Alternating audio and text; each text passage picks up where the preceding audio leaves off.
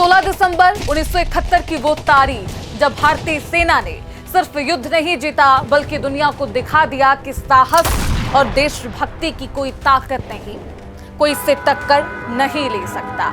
ये वही दिन था जब पाकिस्तान की 93,000 की पूरी सेना भारतीय सेना के सामने घुटने के बल खुद को समर्पित कर देती है। और ये वही दिन था जब ढाका के मैदान में भारत के वीर सैनिकों ने अपनी रणनीति, साहस और शौर्य का ऐसा प्रदर्शन किया कि दुनिया हैरान रह गई। और उसी युद्ध के दौरान हमारे 54 बहादुर जवान लापता हो गए, जिन्हें आज भी मिसिंग इन एक्शन कहा जाता है। आपने ये नाम सुना भी होगा। आज हम आपको बताएंगे क्यों भारत को ये युद्ध करना पड़ा, क्यों बांग्लादेश को पाकिस्तान से अलग होना पड़ा और आखिरकार बांग्लादेश को अलग देश बनाने के पीछे मकसद क्या था और कैसे भारतीय सेना ने 13 दिनों में इतिहास रचा। ये सिर्फ विजय की कहानी नहीं, ये उन सैनिकों की कहानी है जिनकी बहादुरी, बलिदान, देशभक्ति हर भारतीय के सीने में गर्व भर देती है। आज हम खोलेंगे वो गाथा जो आपसे अब तक छुपी रही और आपको दिखाएंगे 1971 का वो युद्ध सिर्फ भारत की ताकत ही नहीं बल्कि उसकी इंसानियत, इंसाफ और शौर्य का सबसे बड़ा प्रमाण था। ये सैनिक कहां गए, भारत के ये वीर कौन है और अब किस हालत में है, सब कुछ बताएंगे इस रिपोर्ट में। बहुत स्वागत है आपका। आप देख रहे हैं प्राइम न्यूज का डिजिटल प्लेटफॉर्म और मैं हूं आपके साथ श्रुति अंदर। आज की जो जनरेशन है जिसने होश संभालते ही टीवी स्क्रीन देखा है, कभी रूस यूक्रेन की जंग देखी है, कभी गाजा की तबाही और कभी अफगानिस्तान की बर्बादी, उसके लिए ये बात शायद कल्पना जैसी लगे कि कोई युद्ध सिर्फ 13 दिनों में खत्म हो सकता है, वो भी इस तरह कि दुश्मन की पूरी सेना ही हथियार डाल दे सामने। लेकिन इतिहास की किताबों में दर्ज एक सच्चाई ये है जिसे बदला नहीं जा सकता और वो सच्चाई है 16 दिसंबर 1971 का वो दिन जब भारत ने सिर्फ युद्ध नहीं जीता था बल्कि पूरे दक्षिण एशिया की राजनीति, भूगोल और इतिहास की दिशा बदल दी थी, तस्वीर बदल गई थी और तकदीर भी। ये वही दिन था जब पाकिस्तान की सेना ने ढाका के रेस कोर्स मैदान में भारतीय सेना के सामने घुटने टेक दिए थे। 90,000 से ज्यादा पाकिस्तानी सैनिकों ने एक साथ आत्मसमर्पण कर दिया था और उसी पल दुनिया के नक्शे पर एक नया देश उभरा, एक नया देश बना जिसका नाम है बांग्लादेश, जिसे आज हम और आप बांग्लादेश कहते हैं। लेकिन इस ऐतिहासिक जीत को समझने के लिए आपको यह समझना होगा कि आखिरकार युद्ध करने की नौबत क्यों आई थी, ये युद्ध अचानक क्यों हुआ था।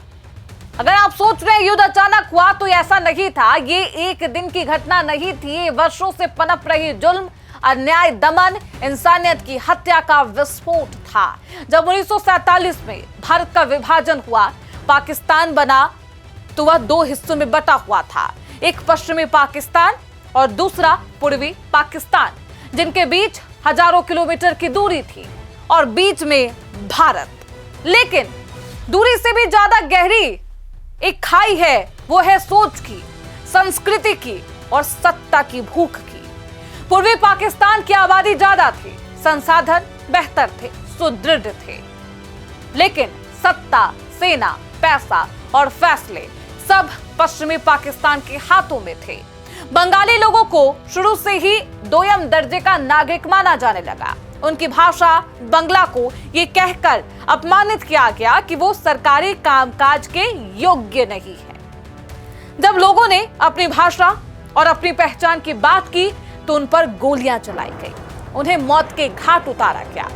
1952 का भाषा आंदोलन इसकी पहली चिंगारी थी, लेकिन समय के साथ ये चिंगारी आग के गोले में तब्दील हो जाती है और चुनाव हुए, अवामी लीग को भारी बहुमत भी मिला, शेख मुजीबुर रहमान जनता की आवाज बनकर उभरे, लेकिन सत्ता देने के बजाय पाकिस्तान की हुकूमत ने लोकतंत्र का गला घोट दिया।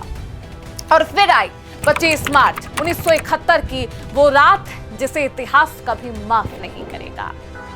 पाकिस्तानी सेना ने ऑपरेशन सर्चलाइट के नाम पर पूर्वी पाकिस्तान में ऐसा नरसंहार किया जिसे देखने के बाद, सुनने के बाद लोगों की रूह कांप गई। जो इंसानियत को शर्मसार कर देने वाला था। ढाका विश्वविद्यालय को टैंक से रौंद दिया गया, छात्र हॉस्टलों से निकालकर उन्हें गोली मारी गई, बुद्धिजीवियों को चुन चुन कर मारा गया ताकि कोई आवाज उठाने लायक ना बचे। घरों में घुसकर महिलाओं के साथ बलात्कार किया जाता है, बच्चे अनाथ हो जाते हैं, माओं की गोद सूनी हो जाती है और सब कुछ बर्बाद। तस्वीरें बेहद भयानक। चारों तरफ लोग थे जिनके अंदर अब जान नहीं बची थी। जलते हुए घर, चीखें थी। ये सिर्फ सैन्य कार्रवाई नहीं थी, ये एक पूरी नस्ल की रीढ़ को तोड़ने की कोशिश थी। इस अत्याचार से बचने के लिए लाखों लोग अपनी जान बचाकर भारत की ओर भागे, नंगे पैर, भूखे, रोते बिलखते, बीमार शरीर, टूटा मन और वो बेहद काली तस्वीरें। भारत की सीमावर्ती इलाकों में शरणार्थी शिविर भर गए। भारत पर आर्थिक बोझ बढ़ा, सामाजिक दबाव, लेकिन उससे भी बड़ा सवाल था इंसानियत का। उधर पूर्वी पाकिस्तान में आजादी की लौ बुझी भी नहीं थी। शेख मुजीबुर रहमान की गिरफ्तारी के बाद भी मुक्ति वाहिनी ने संघर्ष जारी रखा। आम किसान, छात्र, मजदूर बंदूक उठाकर पाकिस्तानी सेना के खिलाफ हो गए, लेकिन सामने एक प्रशिक्षित सेना थी और मुक्ति वाहिनी के पास संसाधनों की कमी थी। ऐसे में भारत ने नैतिकता दिखाई, नैतिक और रणनीतिक दोनों स्तरों पर एक फैसला लिया और इस युद्ध में वो चुप नहीं रहा। भारत ने मुक्त वाहिनी को ट्रेनिंग दी, हथियार दिए, प्लानिंग शुरू की।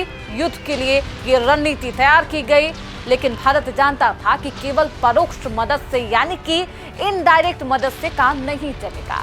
जब पाकिस्तान की बर्बरता रुकने का नाम नहीं ले रही थी और शरणार्थियों की संख्या लगातार बढ़ती जा रही थी, तब भारत के सामने युद्ध के अलावा कोई विकल्प नहीं बचा, कोई ऑप्शन नहीं था।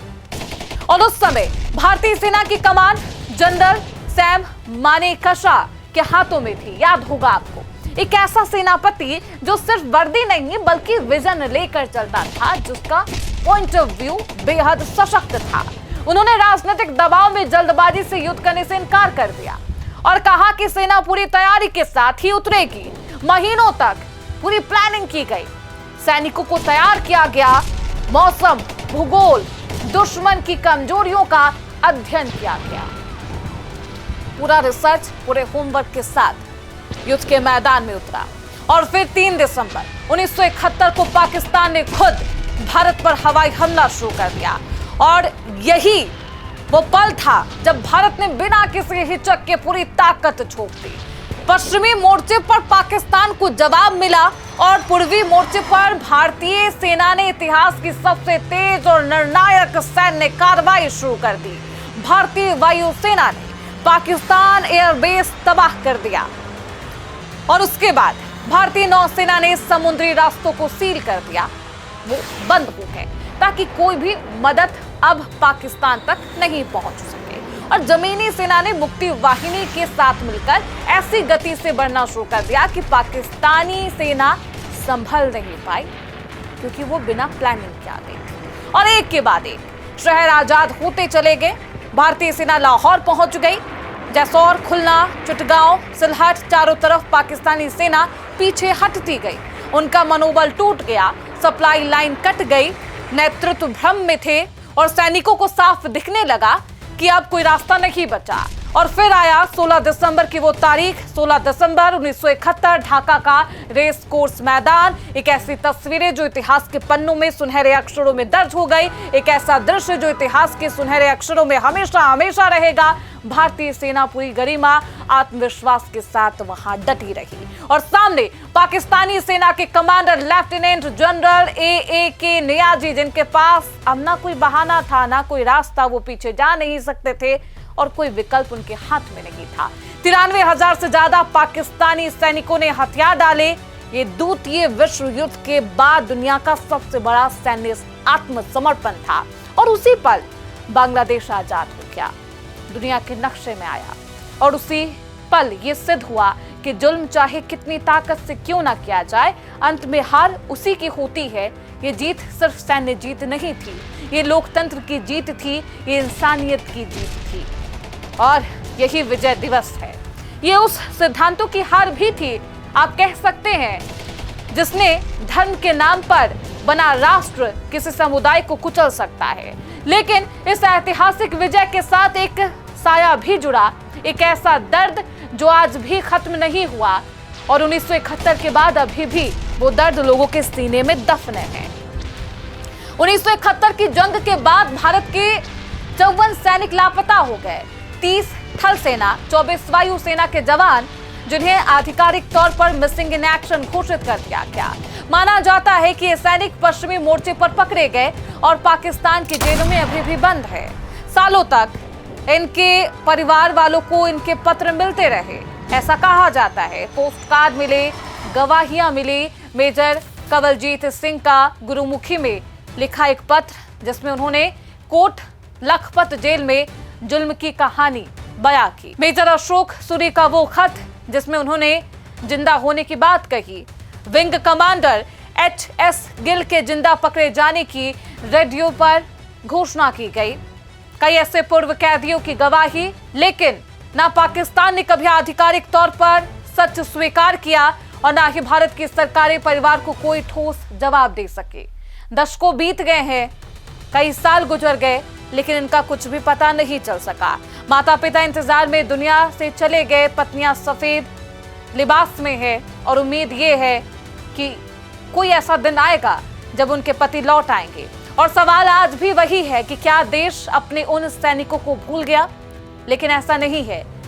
पाकिस्तान ने कभी स्वीकार ही नहीं किया कि 54 सैनिक उनके पास ही है, जबकि भारत की तरफ से तमाम 93,000 आत्मसमर्पण किए सैनिकों को रिहा किया गया, उन्हें पाकिस्तान वापस भेज दिया गया। और देखिए, यही आत्ममंथन करने का विषय है जब भारत पाकिस्तान के सामने अपनी हैसियत दिखाता है, अपना बड़ा दिल दिखाता है, अपनी आत्मीयता दिखाता है और युद्ध भूमि से हटकर एक अलग सा परिचय भी भारत देता है। उसके 93,000 सैनिकों को रिहा किया जाता है जिन्होंने आत्मसमर्पण किया था, लेकिन पाकिस्तान आज तक उन 54 सैनिकों को रिहा नहीं कर पाया। इतना ही नहीं, पाकिस्तान ने यह स्वीकार तक नहीं किया है कि वो 54 सैनिक उनके पास है। भारत इस युद्ध में दिखा देता है कि भारत के पास एक अच्छी सोच भी है, साहस भी है और दृढ़ता भी। वो गलत नहीं करता, लेकिन गलत करने वालों को छोड़ता भी नहीं है, माफ भी नहीं करता। और ये तस्वीरें, वो तमाम यादें और 16 दिसंबर 1971 की वो तारीख जब बांग्लादेश का निर्माण हुआ था, विश्व के नक्शे पर बांग्लादेश बनकर उभरा था। खैर, 54 सैनिकों को जो शहीद हो गए, वो तमाम सैनिक जो इस पूरे युद्ध में मारे गए, उन्हें हमेशा लोगों के दिलों में जगह दी गई, उन्हें याद किया गया, उन्हें श्रद्धांजलि अर्पित की गई। और पाकिस्तान की नापाक हरकतों के बारे में अब पूरा विश्व जानता है। फिलहाल इसी के साथ इस रिपोर्ट में बस इतना ही। देखते रहिए प्राइम न्यूज का डिजिटल प्लेटफॉर्म।